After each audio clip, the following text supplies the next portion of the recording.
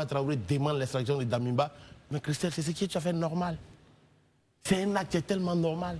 J'estime que Élysée est un danger pour moi. Mais je vais mettre tout en œuvre pour le ramener près de moi. Donc l'acte posé par Ibrahima Traoré est normal. Maintenant, c'est l'acte de fort qu'il faut questionner en fait. Pour moi, c'est ça. Marius, quelle est votre lecture justement de cet événement? Non, je reste très inquiet. Pourquoi? Voilà, il a cité des exemples du cas, par exemple, de Lida Kwasi Moïse. On sait ce qu'il a enduré à l'époque, et au-delà de cet aspect des choses. Alors, le 3 janvier 2025, le ministre de la Sécurité burkinabé, M. Mamadou Sana, avait affirmé à la télévision d'État burkinabé que des actions de déstabilisation du Burkina par une série d'assassinats ciblés des autorités civiles et militaires burkinabés, en commençant par la neutralisation du camarade Ibrahim Traoré, du camarade capitaine Ibrahim Traoré, était planifié par M. Damiba.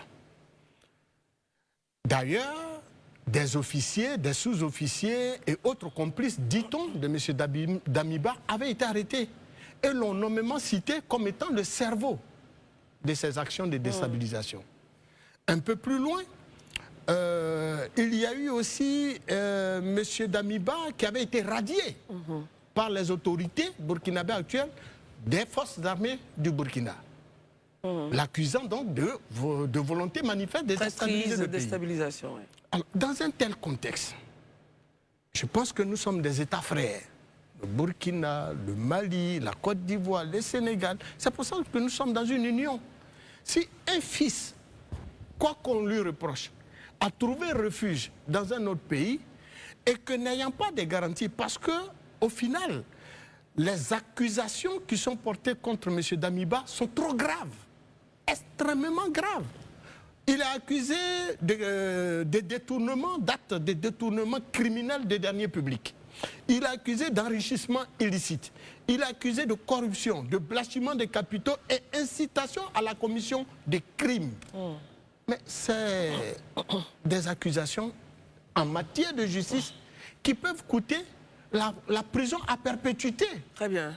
Alors, dans un tel contexte, en le livrant aux autorités burkinabées, qu'est-ce que les autorités burkinabées attendent véritablement de ce que les autorités burkinabées pourront faire de ce monsieur? En le livrant aux autorités burkinabées, qu'est-ce que les autorités burkinabées... Les autorités togolaises, pardon, merci Christelle, attendent véritablement mais les garanties que donnent les autorités burkinabées pour avoir un monsieur d'une telle envergure accusé dans tous les événements de déstabilisation.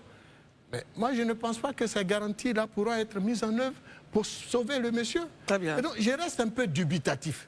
Très bien. Et je reste perplexe quant au sort qui lui est réservé. On se demande même à ce jour ce qu'il est en train d'endurer dans les geôles donc, de l'État burkinabé. Merci beaucoup. Donc, franchement, si on ne peut pas aller se cacher quelque part et être protégé, on a vu le cas de Blaise Compaoré, qui avait été demandé par les autorités burkinabées. Jamais M. Ouattara n'a livré M. Blaise Compaoré. Et c'est ce qu'on devrait attendre des autres États et non le Togo qui est coutumier a toujours livré tous ceux qui veulent trouver refuge chez eux. C'est pour ça que Daouda a bien fait de préciser qu'on n'a plus intérêt à y aller quand on ne se sent pas en sécurité dans son pays.